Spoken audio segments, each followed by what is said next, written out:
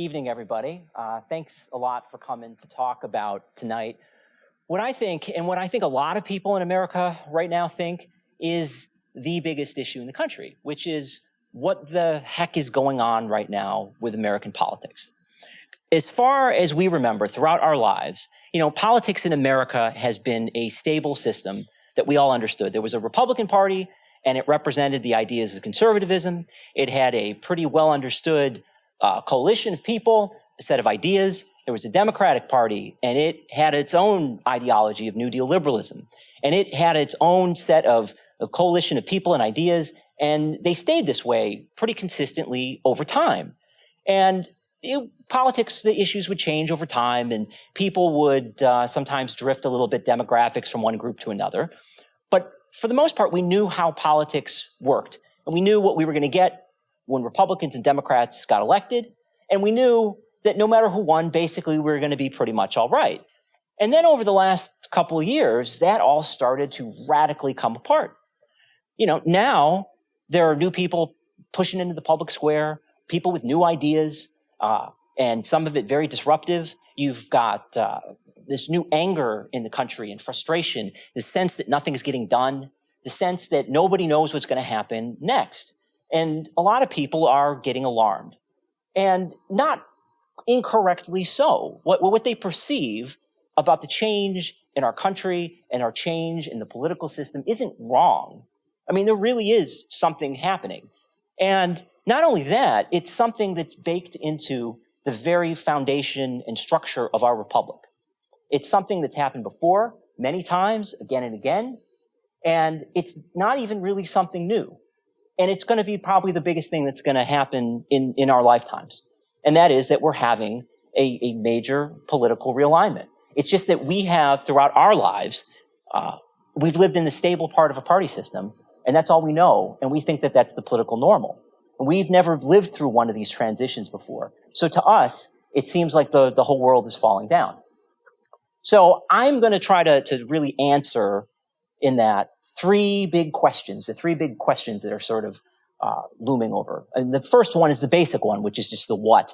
Like, what is this? What is happening? What is this realigning force? And the second one is well, why is it happening now? Right? We've had our stable political system throughout our lives, and now all of a sudden that's changing. What is it about now that is unleashing these forces at this moment to change the direction of America?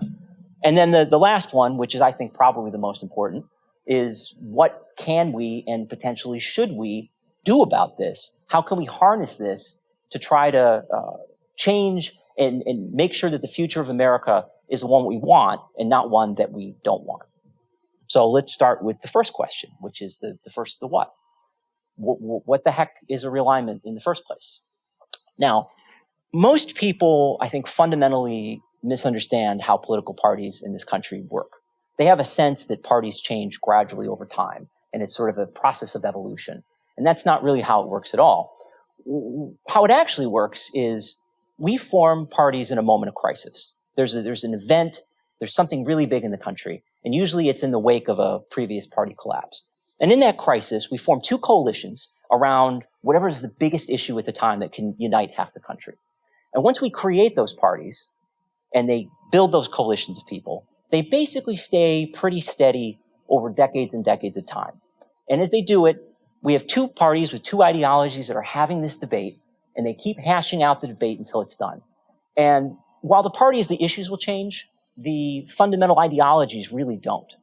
And then, over time, eventually something happens where those old issues that created the parties are starting to die, and then we got new issues coming up, and a crisis hits. And in a very short period of time, usually a matter of years, the whole thing falls apart and we do it again from scratch. That's how it actually works. Now, how do we know this? Well, we really know it for two reasons. And the first one is just a matter of history, because this has happened before again and again and again. It's a cycle and a process that is, we're currently right now in what scholars would call America's fifth party system. We've had 5 separate sets of parties, just like our Democrats and Republicans today, fighting about liberalism and conservatism.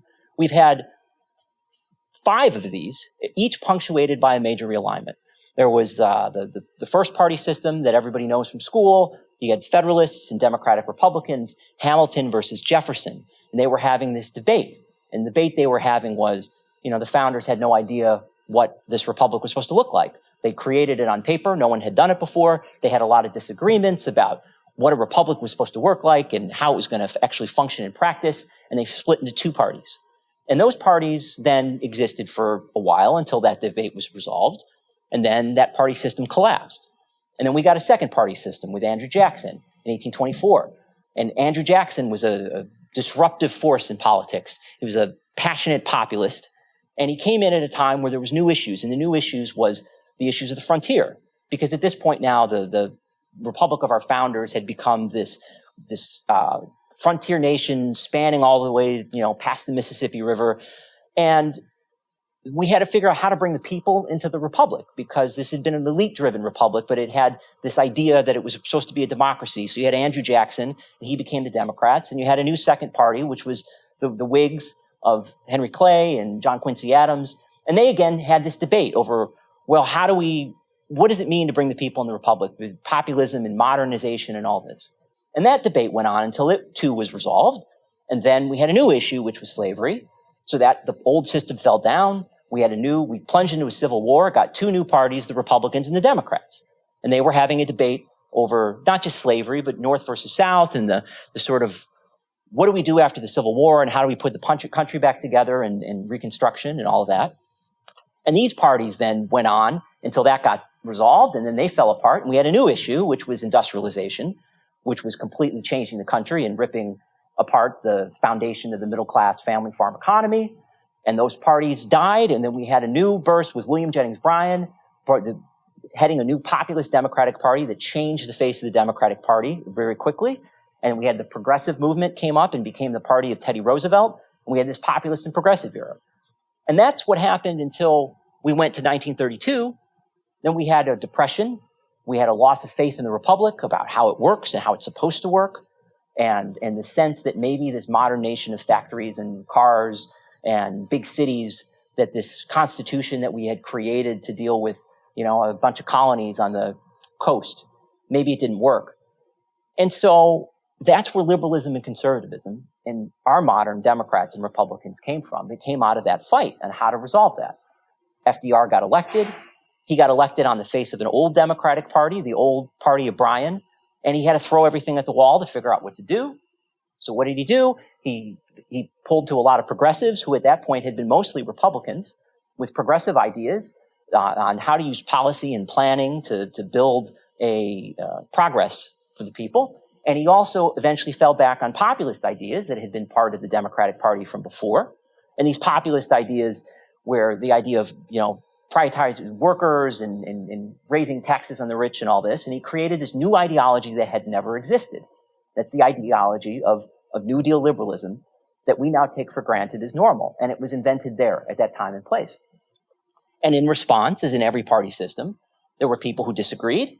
They had different ideas. They didn't like what he was doing. Some of them were concerned about infringements on liberty and that the increase of power in the government. And they found themselves over time, some of them had been Democrats, some had been Republicans, but they found themselves pushed into the new opposition party, the Republicans.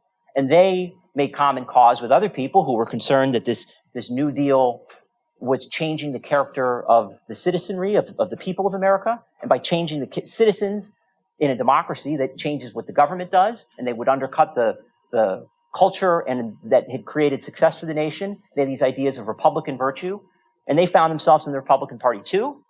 And then you had this new Republican Party that through the conservative movement, William F. Buckley became this new idea of conservatism. And so our party system and this liberal conservative debate that we take for granted was just a application on how to fight over what to do about the Depression and the aftermath of the Depression and the post-World War II world. So what we know from history is this cycle of parties and realignments is something that is a regular force that happens all the time. And we also know that, liberal and conservative parties that we take for granted are not normal throughout the Republic. They're just a temporary thing that only apply to our own era. All right, so how do we also know that this is how these realignments function?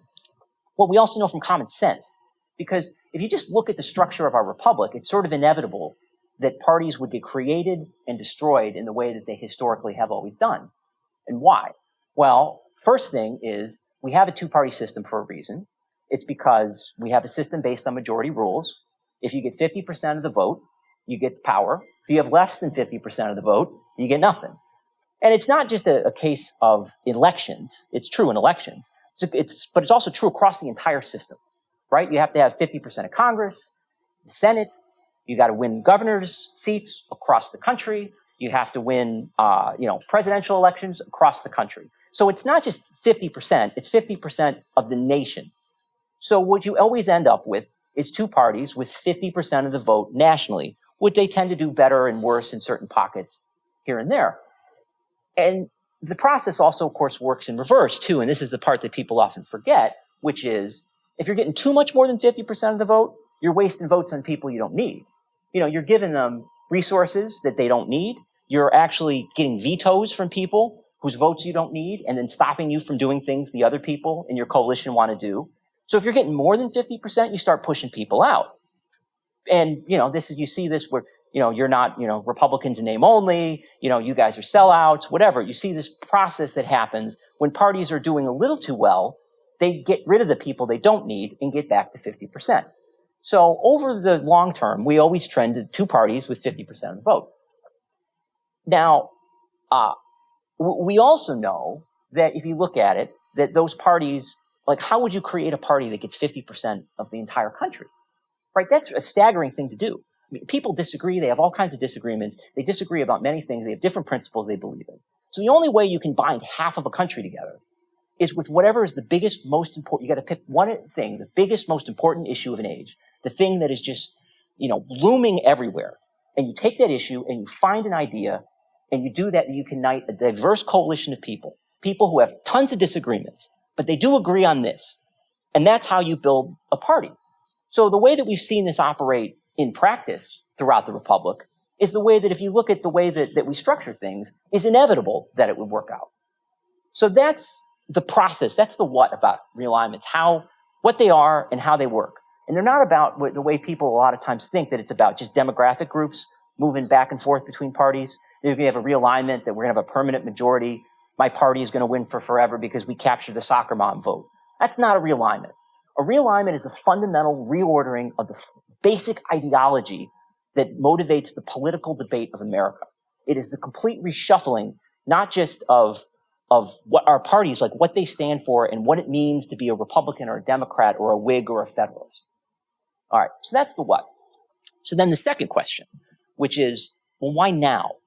We haven't had a realignment since 1932. It's been so long that people have completely forgotten about this. It's never happened in our lives. People don't even know what it is. So what is it about this moment in time? Well, we know how realignments work. There's really three things. You see, every time before you have a realignment, you have a decline in the issues that created the parties. Parties get created in a moment of crisis. They bind people over a set of issues. When those issues don't matter anymore, when they decline in importance, the glue that holds the party together weakens. At the same time, you see the rise of new issues, things that the party's foundational beliefs cannot and don't have a framework to address. Because politics is about doing things, getting things done. People have needs, they have demands. And if the system can't handle those demands, they'll start agitating from outside and start ripping the system down until somebody deals with it. And then the third thing is, of course, crisis, where parties can exist for a very long time on inertia because people are fundamentally risk averse. People are careerist. You don't want to rock the boat, right? You start building a career as a politician in a party. You got to kind of go with the system. People aren't going to break it until it's really the time to break it. And you hit the right crisis, though, and it's like a run on a bank. And that's exactly why parties suddenly explode out of nowhere. The same way a bank that looks stable, but it's starting to get shaky, eventually something happens, and then there's a run on the bank, and it implodes the same way that there's a run on a political party. So how does this work? We talk about history. So I'll just do a quick one example to kind of demonstrate what we're talking about.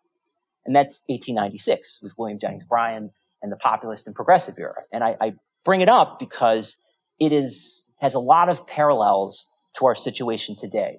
I think it's of the realignments we've had, the one that most screams out to say, yeah, I see a lot of these patterns. Because what was happening? Well, 1896 is the Gilded Age. Okay, this is the time where industrialization is sweeping across the country. You have an agricultural economy, an agricultural system that all of a sudden is having an economic revolution. And it's the Gilded Age because people who had the foresight and the ability to take advantage of that are doing really well. They're getting very rich and becoming new millionaires, and the Rockefellers and the Carnegies. And the people who just worked by and played by the old rules after the rules stopped working, they're starting to get left behind. They're the family farmers, because the country had, the backbone had always been little family farms dot in the countryside, a little small town supporting those family farms. But now things like, railroads are in there, and there's a new middleman who's got a control over their product and their access to markets, taking a cut. Now there's economic deflation in the agricultural world, and corn lost like 30% its value in like 5 years, 10 years. So farms are going bankrupt and people, and now you've got these new jobs in cities, and you got factories, and immigrants are streaming in to take these factory jobs for a wage. So what happened? Well, naturally, there was a populist revolt. And all middle America, of all the middle class of the country, had a revolt, because what were the politicians doing? Well, Republicans and Democrats in the third party system still were fighting about the Civil War. Every time we had elections, they weren't talking about or thinking about how to deal with this disruption happening. They were talking about Romanism and rebellion. They were talking about waving the bloody shirt. There was the expression that people continued voting as they shot. So whichever side you were on the war, that's whether you were Republican or Democrat. But those issues were no longer relevant, and the politicians couldn't talk about the issues that were relevant because it wasn't in their framework and it wasn't in the way their coalitions were structured. So people came from outside. There was a populist revolt. There was a third party, the People's Party, that started electing governors and senators and making a lot of noise. And then in 1896, there was a young former congressman. He'd been in Congress for 2 terms. He's now out of office. He's making his living, was the equivalent of a talk radio host at the time. He's writing newspaper articles. And he decides he's going to run for president. And he walks in the Democratic National Convention. And he is a total dark horse because he has none of the resume of a president. He's been in Congress for 2 years and now he's done. He walks in, he gives a speech where it was a populist, barn-burning speech about these new issues that were getting neglected. And he energizes the crowd, and he walks out the nominee, which was flabbergasting. And then he does more than that. Now, once he's the nominee, he basically throws out the entire leadership of his party. He throws out everything in the playbook of what they believed. He threw out all of the sort of agenda and the party leadership. Mind you, the White House is occupied right before this by a Democrat who gets tossed out with the old. They even splinter and try to stop him, and it doesn't work. And he completely, in one election, changes the entire ideology of the Democratic Party, and he changes it permanently. He's now the nominee 3 times after this. He is the biggest figure for his age. And the Democrats start being a very different party from the Civil War party to a party that has answers to what do we do about industrialization to the people getting left behind. And what happens after that? Well, naturally, the Republicans have to adjust. So the Republicans very quickly kind of get in bed with the progressive movement. And the progressive movement is this moralistic, middle-class movement that's also concerned about, they're more worried about the urban poor and industrialization and people, what's happening in the factories and abuses of labor. And they have answers to industrialization now, and they become the party of Teddy Roosevelt. And we start this brand new era of America where, even though the parties had the same names, they're completely different parties. They have different ideologies. They stand for different things. And now they're talking about the things that people care about, and they're no longer talking about the stuff of the Civil War. So what we can see is how that process plays out in time. And the process is pretty much the same if you walk through all of the realignments of history. And again, it's common sense, right? Because when the ideology that built the party dies, it can't hold people together anymore. Inertia will work for a while, could work for a very long time, but as soon as somebody comes in and is willing to break it, it's ready to break. At the same time, you've got new issues that nobody's dealing with, and they have to be dealt with. And if nobody deals with it, it will assert itself. If you don't do it from the inside, it will happen from the outside. So why now? Well, you look at our world, we have the same situation. We have 2 industrial parties.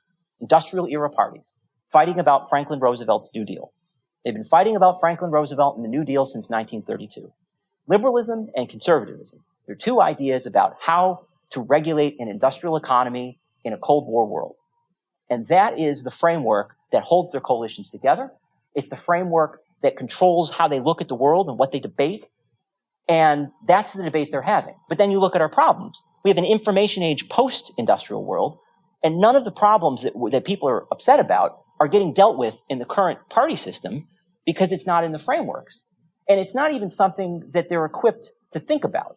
Something like, what do we do about AI replacing jobs? Well, where's the answer to that? It's not in more New Deal. It's not in fighting big government. It's something else, something that from scratch you'd have to think about and reconstruct. And you could do it from the same principles. The principles don't have to change. But the ideology has to change to deal with how do you deal with the problems we have? How do you deal with the rise of China? Fight big government. It's a non sequitur. And this is the problem we have right now in America, because we have a political system and parties that are fighting about problems that don't exist anymore. And we have problems that nobody is addressing, because to deal with them would be rethinking the fundamental assumptions of the parties and potentially alienating parts of the old coalition. And the only way to deal with it is to think absolutely from scratch, which nobody as yet had the courage to do. Okay, which brings to the last question. What can we, and ideally should we, do about this problem? Okay, well, what we know is that realignments end in one of two ways, depending on how we handle them. Okay. There's the Bryan realignment we talked about. There's FDR. If somebody steps up to the plate and sees the change and sees the opportunity, they can revolutionize their party and therefore renew and change the politics of America very, very rapidly. That if somebody has the courage and the foresight to do that, it's always a disruptive process. It's always difficult to do that change, but it doesn't have to be completely traumatic. And then once they do, they launch a new era of reform throughout America. But what happens when we don't do that? What happens when nobody steps up? It's not inevitable that somebody will. We could just keep going through the past and burying our heads in the sand forever, and sometimes do. And that's the story of the Whigs. And that's also the story of the death of the Federalists. So what happens then? Well, if we don't do it, eventually society, the pressures of society, will rip those parties down. If we keep neglecting it, eventually something will happen and the whole system will implode. And when it does, then you have to wait to see what emerges from the ashes. And it takes a long time, and it's not fun, and it's very hard. You know, the Whigs went down in 1852. The new party system didn't form until after the Civil War. It took a Civil War to do it, and it was almost a decade. I mean, more than a decade, depending on if you dated at 1860 or the end of the war. And in that intervening time was one of the most difficult political eras of America, that you had the Know Nothing Party, which we've mostly forgotten about, was a very ugly, conspiratorial, anti-immigrant, anti-Catholic party that was briefly the second major party in America. The Speaker of the House was a know-nothing. They had this idea, their politics was around the idea that there was a plot by the Pope to overthrow the country. You had all kinds of radicals popping into the political debate. You had Bleeding Kansas, where political activists in Kansas started basically killing each other in a low-grade civil war. You had in Congress the caning of Senator Sumter, one of the saddest moments, where a congressman who was angry about a speech walked into the Senate chamber while one of his buddy, who's also a congressman, held the senator and everybody, the spectators, by gunpoint, and then he beat the guy with his cane nearly to death. And he was basically disabled for almost a year before he could return to his duties. That's what happens. That's the downside. If you just let it blow up and then wait for time for people to get their act together over time and new coalitions to form so they can get 50% of the vote in a stable way to deal with the problems of America. Now, you will get there eventually. Eventually, it will happen.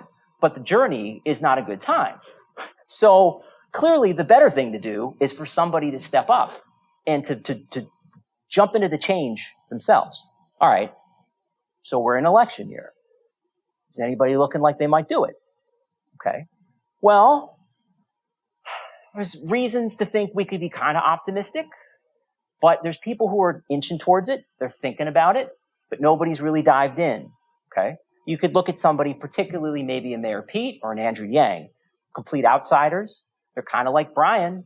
They're people who are young and normally nobody would give them a chance, who have a very different take on an agenda, but they're still anchored to the traditional Democratic Party. They haven't broken completely free.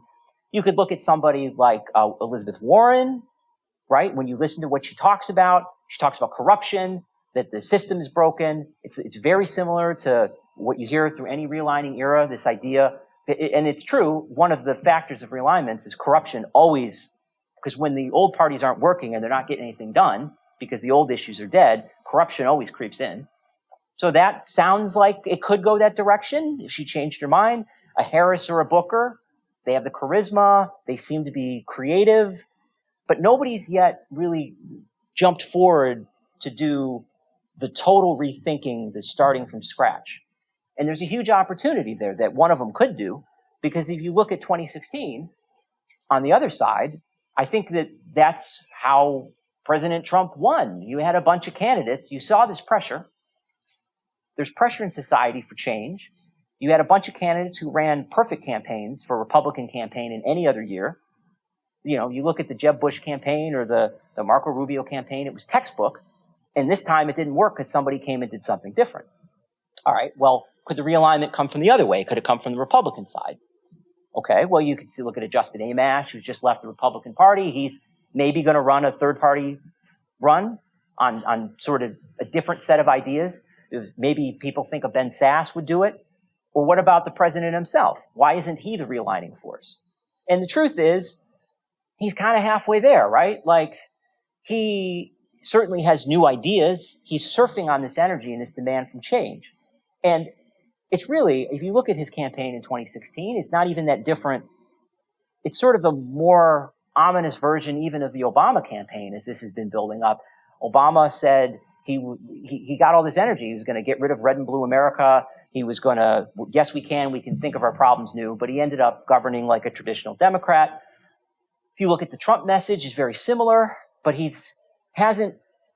because he's not a policy guy, he's done the helping to rip the old system down and surf on the energy, but he hasn't done the FDR part where you actually dive into policy and you rethink everything and you throw people out of your cult, not throw them out, but do a new ideology that attracts people and see where they fall. So he's done the first part on the ripping down, but without the second part, which is the rebuilding. So far, it's still up in the air. Now, there's a huge opportunity for somebody and for all of us to remake our politics first in the way that we really ought to do. And so what happens if nobody does it? Well, if nobody does it, we could look at some tough years, and then we have to wait to see what comes up in the rubble. And if you look at what seems to be forming on its own, if nobody intervenes, you're seeing a coalition of people seeming to have common interests who are angry about the new cultural and economic system of the world and feel like they're being left behind. You see another group who think it's great and that they benefit from it. So then you can posit two parties that were redividing America on zero-sum issues and protecting people like me and sticking it to people like you and making sure I do well and not worrying about you. And that would be bad. That's not a system that we want. Like, if we just wait to see what comes up in the rubble, what seems to be coming is a zero-sum negative version of America. Because, most eras, and you look at liberalism and conservatism, they had different ideas, but they agreed the key was to make America work for everybody. They disagreed on how to do it. They had different ideas of what would be best for everybody. But their fundamental assumption was that the goal of politics was to make America work for every single American, not just to protect my coalition and stick it to your coalition. So, obviously, you can't just identify a problem without having a solution. And so what should we do? Well, this is what I think we should do. If you look at what the complaints are throughout the system, on the right and on the left, and particularly the populist right and the sort of social justice left, the sort of the most unhappy versions, I hear the same complaint in different language. And that complaint is that somebody has cheated them and broken the American dream. The American dream is this idea, and it goes back to the foundation of our republic. It's one of the most important things that make you an American. This idea that if you work hard and you get a little bit of luck, you'll have a level playing field to accomplish anything you want to do. There's no guarantee of success, because there is no guarantee of success, but it's a guarantee of a fair shot and a level playing field to success on however you personally define it yourself. And if you listen on the left and the right, they have different people who are cheating them, who the bad guys are, but they seem to agree that that American dream is the problem that's falling away, that the game is rigged. There's corruption. There's somebody who doesn't like people like them who are making sure that they can't succeed and become full Americans. And that's the same complaint when you hear about middle-class people who are angry and they look around and they say, this isn't working, okay? That's the complaint. Well, every party system is a debate. It's a debate over the biggest problem of an era. So what is the biggest problem of our era? I think the biggest problem of our era is that. How do we guarantee that the promise of the American dream continues to be the promise of the American dream?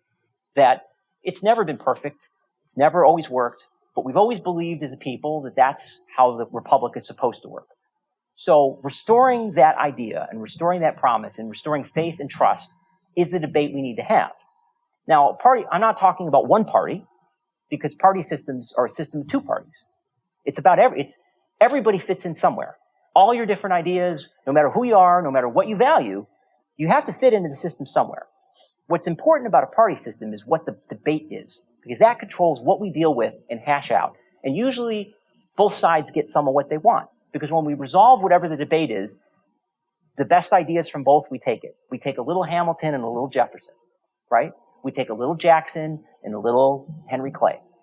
And in our era, I think in our own debate, I think we took a little FDR and a little Reagan. And that's always how it is. So the point is, what is the debate? And the debate we need to be having is that, about how do we, as the American people, restore the promise of the American dream?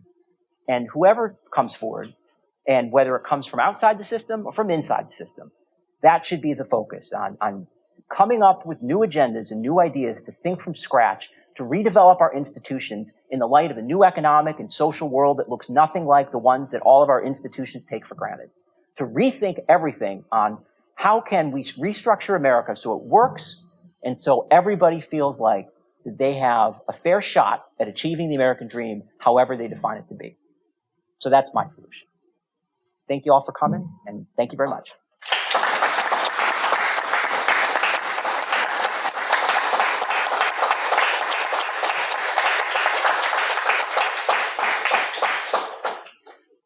We can take questions now. I'll pass out the mic, and so we can just raise your hands. If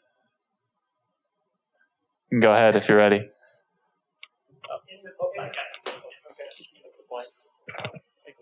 In the past, as you've reviewed history, how has a change in the Electoral College been discussed? It's come up again. There are some who want to change it.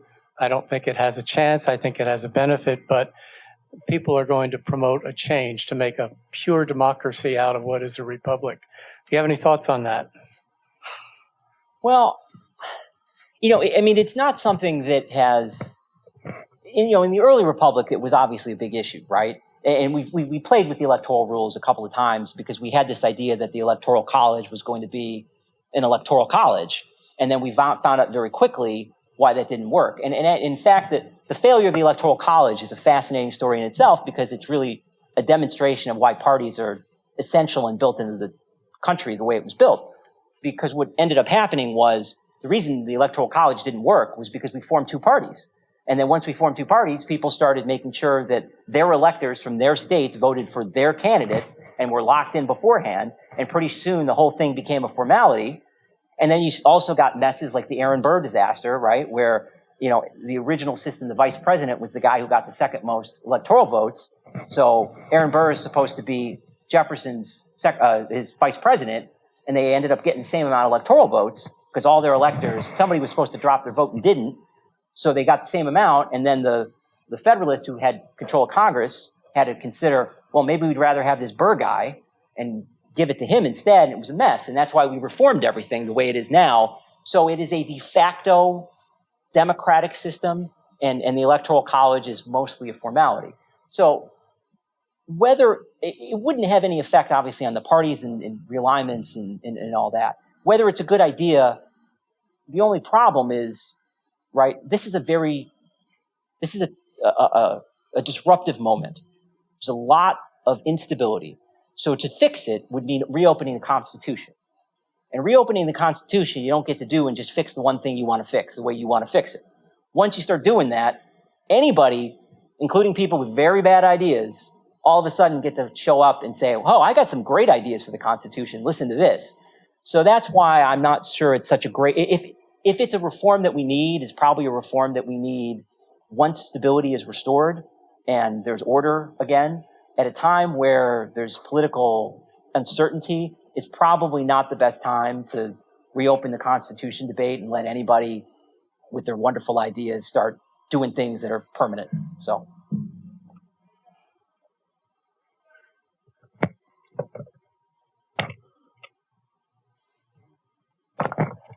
Thank you.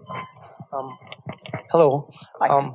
So I worry about global warming, so maybe I could ask you if you have thoughts about how the issue of global warming could fit into the realignment and how we can save the planet. Yeah, it's clearly one of the new issues, right?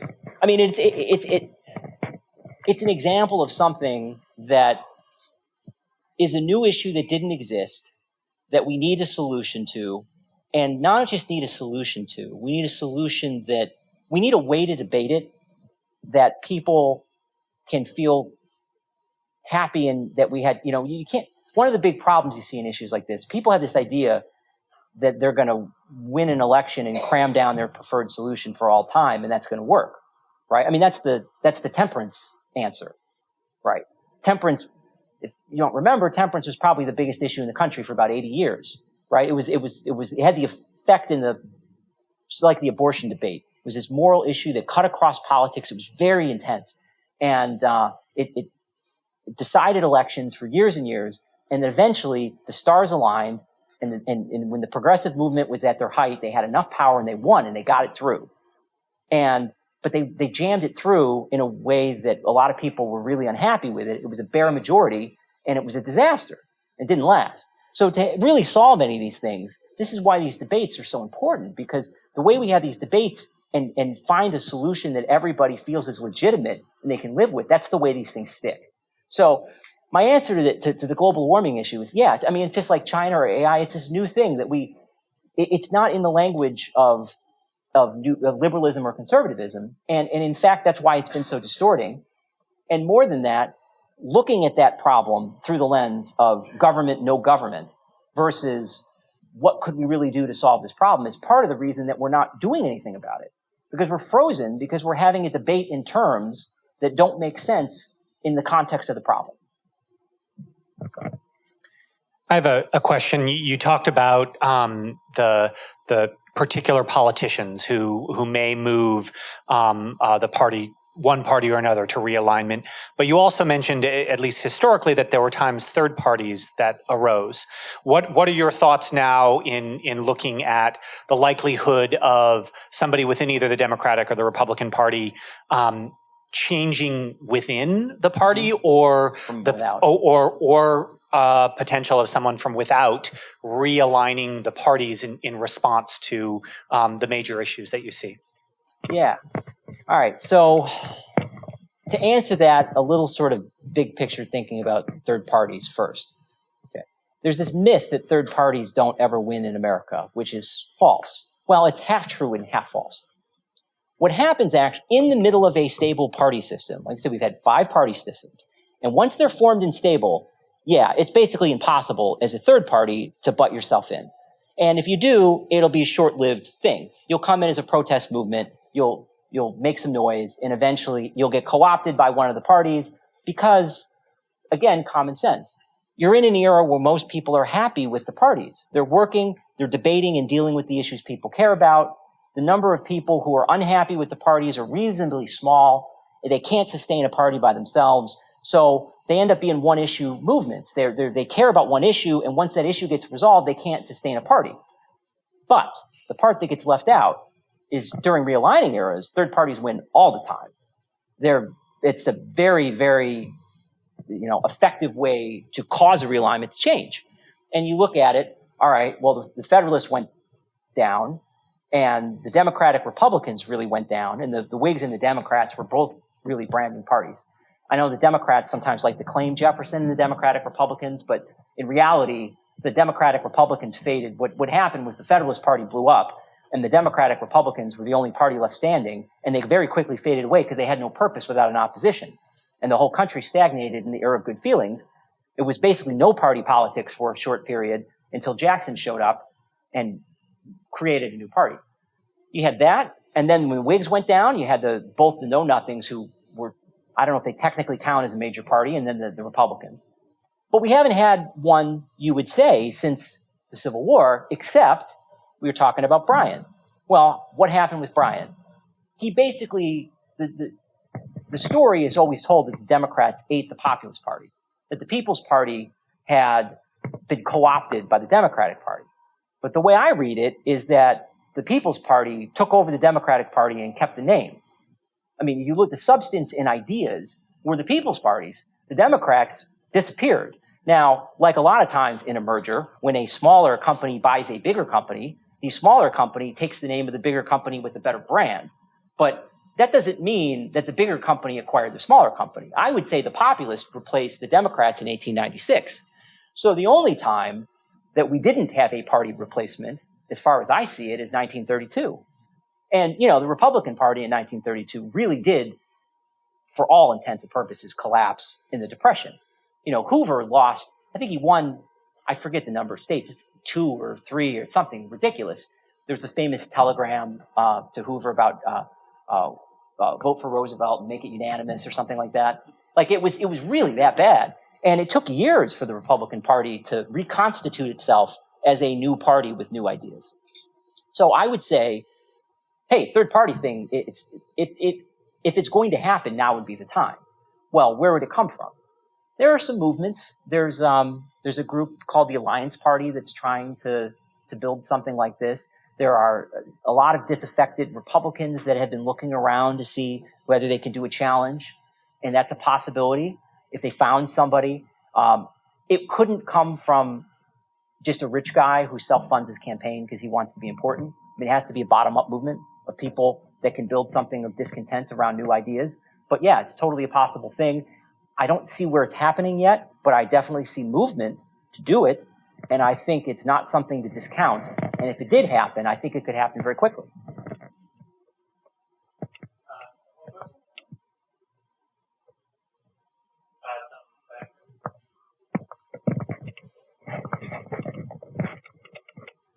So you said that one of the primary causes of realignments are new issues that the party platforms don't have answers to or solutions to. One of my worries about that is that new issues seem to occur more frequently than massive realignments. So my question is, what sorts of issues tend to cause massive realignments? Because it seems like there have been so many issues like the Vietnam War, the end of the Cold War, the depressions that came prior to the Great Depression that could have caused large realignments but didn't. So I guess to start with, when I say issues, I'm speaking obviously very broadly, right? Like approach and framework. When you say the New Deal realignment was a crisis over how do we adapt a agricultural republic for modernity, right? That was the crisis. It wasn't just like the Vietnam War was an issue, right? But the crisis was much larger. It was structural and on a higher scale because there was a crisis of legitimacy in the Depression. It wasn't just agricultural. It was, we'd had the Civil War amendments, but otherwise the constitutional system and the government system had been, had existed since the beginning. And there was this sense by many people in the country that it was no longer suited to a modern economy. And that's why we needed centralization. We needed administrative agencies. We needed all this change because the institutions of the country couldn't handle that. And that was the crisis that created FDR and created the reaction against FDR, people who disagreed and said, no, the institutions are fine. and we had this debate. Now, within that, there were plenty of issues that showed up, right? Issues come and go.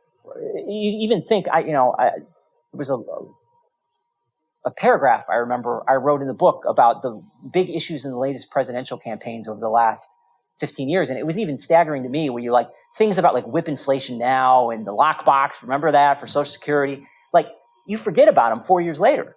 So the issues, when I mean that on a larger scale. Now, the 1960s thing, I mean, that's a whole nother story, which I didn't really get into tonight, where obviously there was a sea change that happened in the middle of politics in the 60s, right? And it was almost on that structural level where our politics went from pragmatic to moral. There was another cycle that happens throughout our country where we go, sometimes we're very moralistic and sometimes we're very pragmatic. We go back and forth. And it's loosely keyed to good times, bad times, right? If you grow up in bad times, if you grow up as a child of the Depression and the Second World War, you're very pragmatic. You worry about taxes and labor and regulations. If you grow up in good times, like the boomers, and when things are going well, you tend to be moralistic. And you're looking to reform America. You're crusades for reform because you're willing to rip things down to make them better. And the same way, it's the same thing you see the generation that created, why did slavery go from something nobody wanted to deal with to something that had to be dealt with now? Same thing happened, right? The revolutionary generation, scarred by war, very pragmatic. Let's just kind of get through this problem. The post-revolutionary war generation, the people who became the Civil War generation, moralistic crusaders. They're like, no, this is evil. This has to be dealt with right now. So that's a lot of what happened in the 60s. We went moralistic and we adapted our parties. We didn't change the ideologies, right? Republicans have been fighting big government since 1932. They just went from fighting pragmatic economic big government to fighting social big government in the 60s. And New Deal liberalism didn't change. They were still New Deal liberals. They went from the New Deal to the Great Society, from dealing economic problems to social problems. So ideologically it was the same, but a lot of that's what happened in the 60s. I don't know if that answered your question, but.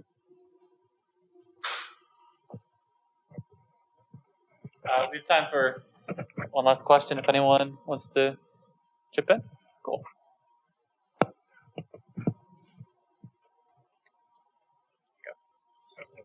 One last question. The Democratic Party, 1972, the Miami Convention, this was the beginning of the end of their right flank, right wing, perhaps. Republican Party, the beginning of the end for the left wing starts in the early 90s, really in the 80s sort of, but the 90s it really takes off with 94, Newt Gingrich. They're essentially gone. There is no left wing or even moderate wing in the Republican Party. The Democratic Party has been more slowly self-destructing in that area. We're seeing it now pretty clearly. Your thoughts on the dynamics of the disaffected centrists, the center right, center left, where this might go. Real quick, second question, just to end the whole thing. Your thoughts on the dangers of this all ending in a constitutional convention. Yeah. All right. So on the first part of it, on the moderate Republicans, because it's a fascinating story, right? I mean, what happened, my read of what happened there too, if you look at the Rockefeller Republicans, they were philosophically against the New Deal. Right? Just like the hard right and the Goldwater and Reagan crowd, okay? But they were pragmatic in their sense that after the party had gotten pummeled for 20 years after FDR and through Truman, and that the sense that, well, we have to, Eisenhower's idea was, yeah, I don't like all this stuff either, but I got to live with it because if we don't win elections, we're going to lose the party, right? And then Reagan showed up and kind of disproved that theory. He said, no, we can take all the New Deal apart, right? We don't have to live with it, and we can win.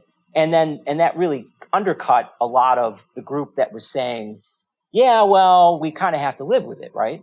So, but see, I think they're a different group than a lot of them. That group of moderates and the moderates today, I think, are a different group of people. Okay? I think the people we're talking about today or the people we call moderates are mostly people they're mostly liberty people who are unhappy with the culture war, by and large. they're full Republicans philosophically. If you look at like Buckley's fusionism, they fit within that, but they tend to have problems with these new issues and the populism popping into the party and some of the culture war issues. Okay, because I think there's been a drift of people into the wrong party. As our parties are declining, conservatism and liberalism have been, over the last few years, been getting redefined as people have been leaking and redefining in their own mind what it means to be a conservative and liberal, not around philosophical ideas, but around culture war issues or even sometimes, stupid stuff about what kind of car you drive and, what you're culturally like that has nothing to do with political philosophy at all. So, yeah, I think those people, because they are left out of, right? They're philosophically belong in the Republican Party, but practically they don't. So that's the problem. So where they philosophically belong and what our parties in practice are doing are inconsistent. And that is one of the huge forces that's ripping everything down. And I do think that group is where a lot of the energy for change not only will come and should come. Because, there are people on the left in the same way, what you're talking about too, who are also philosophically New Deal liberals, would be under FDR, and then uncomfortable in the party as it now exists. And so this is a big part of the problem, because we have this, and there's this real weird situation. We have the philosophical debate of which our parties pretend to believe, and all their talking points support. And then there's the reality of what some of the people who are running the party actually care about. And they're not the same thing always. So I don't know if that answered the question exactly, but I think that's a lot of where this energy is and should come from. The second question was about, oh yeah, well, that's just, and this is kind of getting even outside of the idea of realignments in the book, but yeah, it is a danger. It's always a danger to start opening up the Constitution, because you don't know what you're going to get. And when you get it, you're stuck with it forever, and you could break the Republic. You're doing something. The Republic, people, I think, are very careless sometimes about the fragility of Republican democracy because we take it for granted. And we forget how young it is, even here, and the fact that it's even younger everywhere else. People look out and they look at Europe and they say, everyone's a democracy, democracy won everywhere. And you're like, World War I was, ended in 1918, and it was a war fought by kings, right? It's not that entrenched. It could go if you're not real careful. And the machinery of it, particularly if you take a Burkean sensibility to it, you say this machinery is really, really, we don't know even how and why it all works. So let's not open it up, because we could break the whole thing. And so, yeah, I think it's a bad idea. But if you are going to do it, the Constitution does have to evolve at times. Social conventions change, people's views change, but you need to do it at a time where there's agreement and stability, so you do it wisely and not irresponsibly, and just let, in the middle of a party collapse, when whatever crazy person can get a microphone, you don't know what you're going to get. So. All right. Well, thank you everyone for coming out tonight. We have copies of the book at the front register if you want to purchase, and we'll set up a signing table right here if you'd like to get your book signed. Let's give them a warm. Thank you very much. Thank you.